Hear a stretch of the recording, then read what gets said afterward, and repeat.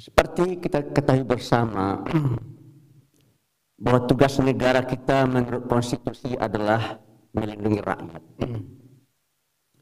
mencerdaskan rakyat, mensejahterakan rakyat, dan ikut menjaga ketertiban dunia. Saya rasa pemerintah kita sudah berhasil mensejahterakan rakyat. Tapi rakyat yang sudah bisa tersejahterakan dan disejahterakan oleh pemerintah tersebut kebanyakan adalah mereka-mereka yang kalau kita kaitkan dengan dunia usaha, itu mereka-mereka yang ada di kelompok usaha besar dan menengah serta usaha kecil. Sementara mereka-mereka yang ada di level usaha mikro dan ultramikro itu tampak oleh kita belum begitu terjamah, terutama oleh dunia perbankan. Sehingga akibatnya kesenjangan sosial ekonomi di tengah masyarakat kita tampak semakin terjal. Dan itu bisa kita lihat dalam indeks Gini ekonomi kita yang berada pada angka 0,39. Kalau saya tidak salah sebelum Pak Jokowi 0,41 ya. Tetapi begitu kepemimpinan negeri ini diambil oleh Pak Jokowi turun ya menjadi 0,39. Cuma dalam bidang pertanahan indeks Gini kita sangat memprihatinkan, itu 0,59, artinya 1% penduduk menguasai 59% lahan yang ada di negeri ini.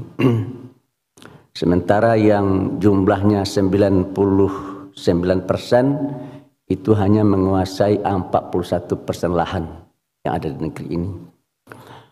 Padahal seperti kita ketahui bersama, jumlah usaha besar itu cuma besarnya hanya 0,01% dengan jumlah pelaku usaha 5.550 dengan total aset di atas 10 miliar. Ya. Usaha menengah besarnya adalah 0,09% dengan jumlah pelaku usaha 60.702 dengan total aset lebih dari 50 juta rupiah, dan usaha kecil besarnya 1,22% dengan jumlah pelaku 783.132 dan total aset di atas 50 juta rupiah. Jadi dari data ini ya kita ketahui bahwa total mereka-mereka yang sudah terperhatikan oleh pemerintah dan dunia perbankan itu ada di sekitar angka 1,32%. Atau lebih kurang kalau dilihat dari jumlah pelaku yaitu 849.334 pelaku usaha. Sementara jumlah usaha mikro dan ultramikro besarnya adalah 98,68% dengan jumlah pelaku usaha yaitu sekitar 63,3 juta jiwa, 63,3 juta pelaku. Di mana total asetnya sama dan atau di bawah 50 juta rupiah. Dan itu boleh dikatakan tidak dan atau belum terurus oleh kita secara bersama-sama dengan baik. Ya. Tadi saya disiapkan bahan sambutan seperti ini banyaknya. Tapi setelah saya mendengar tadi Dr. Buya Anwar Abbas menyampaikan itu, saya enggak jadi juga pegang ini. Saya akan jawab apa yang sudah disampaikan oleh Dr. Buya Anwar Abbas. Akan lebih baik menurut saya di dalam forum yang sangat baik ini. Yang pertama yang berkaitan dengan lahan, dengan tanah, penguasaan lahan, penguasaan tanah. Apa yang disampaikan oleh Buya betul, tapi bukan saya yang membagi.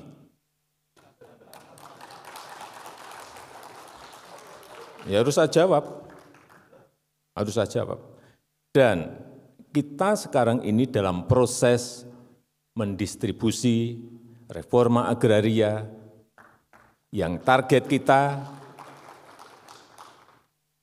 sudah mencapai 4,3 juta hektar dari target 12 juta yang ingin kita bagi.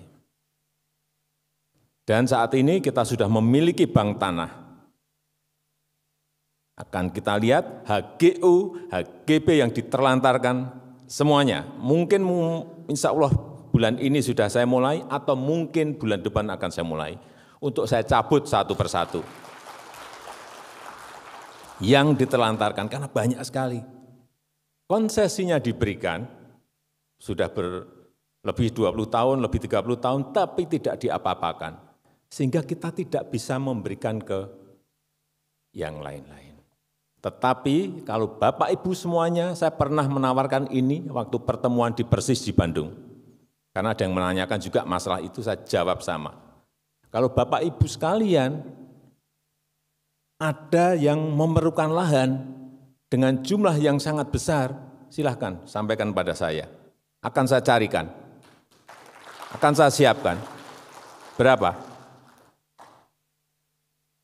10.000 hektar, bukan meter persegi, hektar. 50.000 hektar,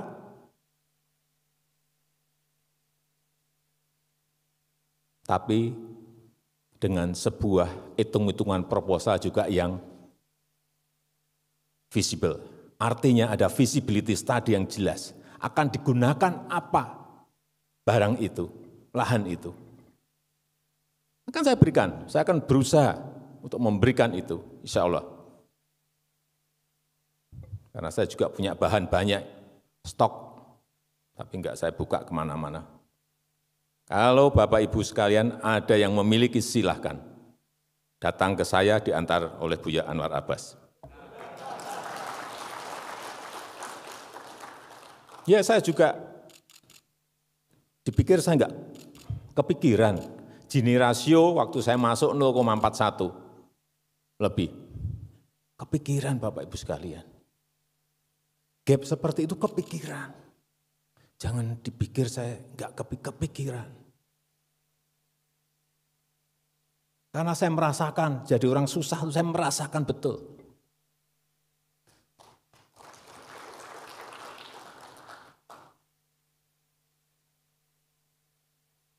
Dan enak menjadi orang yang tidak susah memang.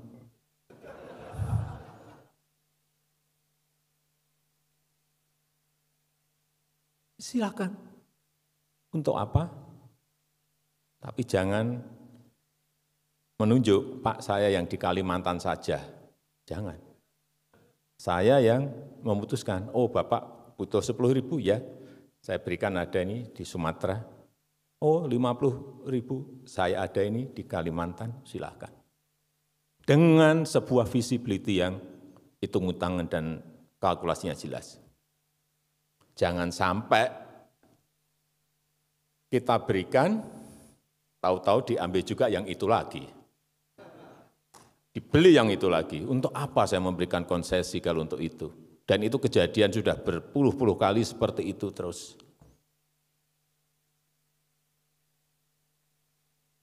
Akan banyak nanti bank tanah kita ini sudah ada yang mengomandani, akan banyak sekali yang kita cabuti. Ini sudah lebih dari 20 tahun, lebih dari 30 tahun, enggak.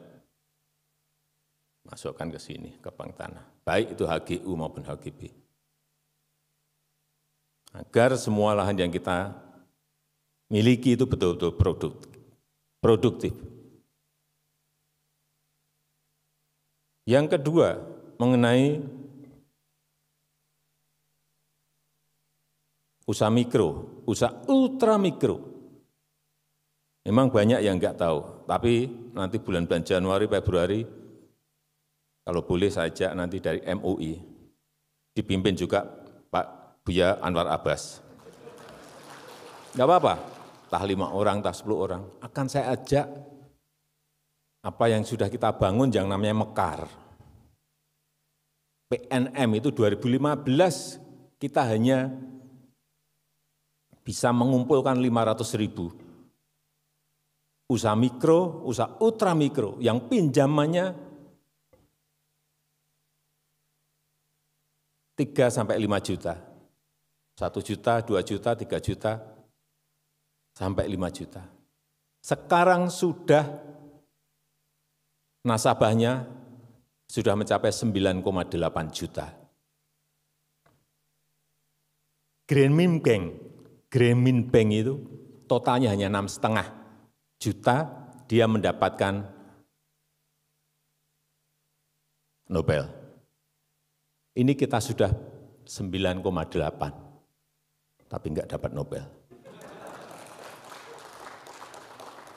Akan saya tunjukkan bagaimana Mekar, PNM, Mekar ini bekerja.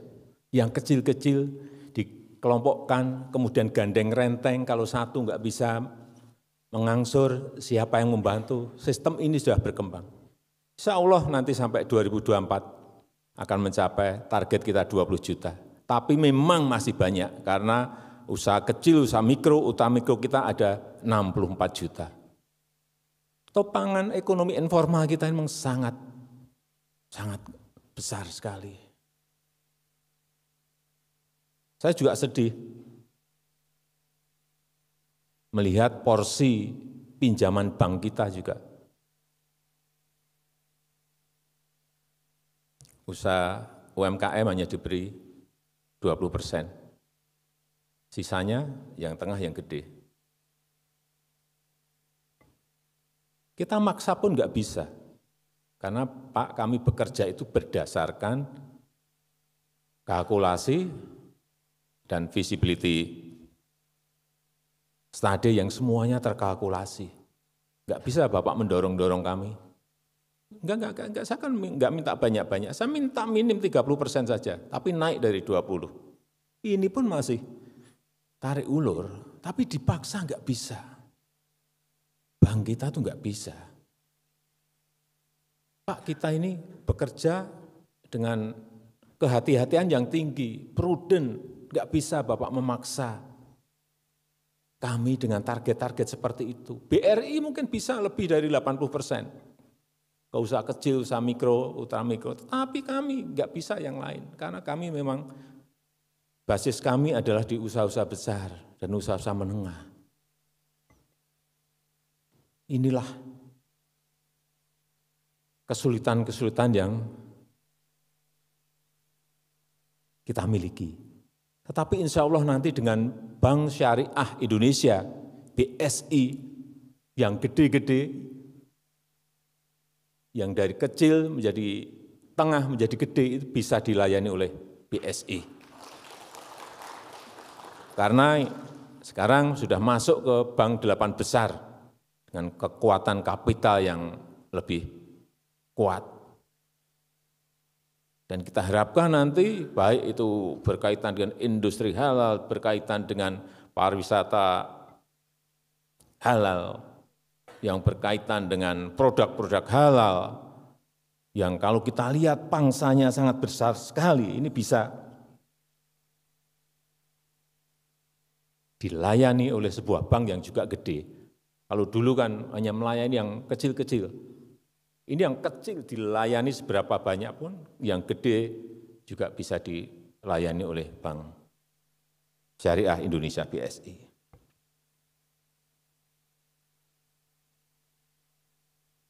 Saya juga senang, ini karena sudah menjawab dua hal tadi, saya ingin memberikan posisi ekonomi syariah kita yang tahun 2014 itu pada posisi ranking yang ke-9.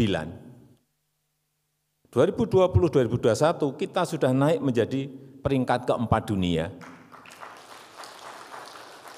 Perkiraan saya insya Allah dalam 3-4 tahun ini akan masuk ke 2 atau ke 1. Kalau growth, kalau pertumbuhannya seperti yang kita lihat sekarang, akan cepat sekali.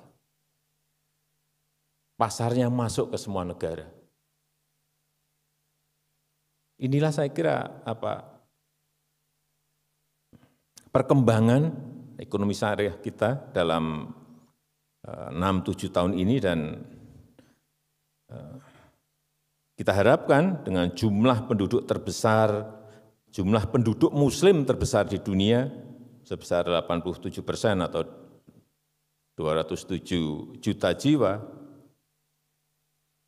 kita telah berkomitmen untuk menjadi pusat ekonomi syariah di tahun 2024. Dan kita akan berusaha keras untuk itu. Baik tadi yang saya sampaikan mengenai pengembangan industri halal, pengembangan sektor keuangan syariah, pengembangan sektor keuangan sosial syariah, pengembangan kewirausahaan syariah, semuanya akan kita dorong karena memang kita ini adalah negara dengan penduduk muslim terbesar di dunia, dan ini saya ulang-ulang terus di mana-mana mengenai ini. Agar negara lain tahu bahwa Indonesia adalah negara dengan penduduk muslim terbesar di dunia. Apalagi sejak 1 Desember kemarin kita telah menjadi presidensi G20, keketuaan G20.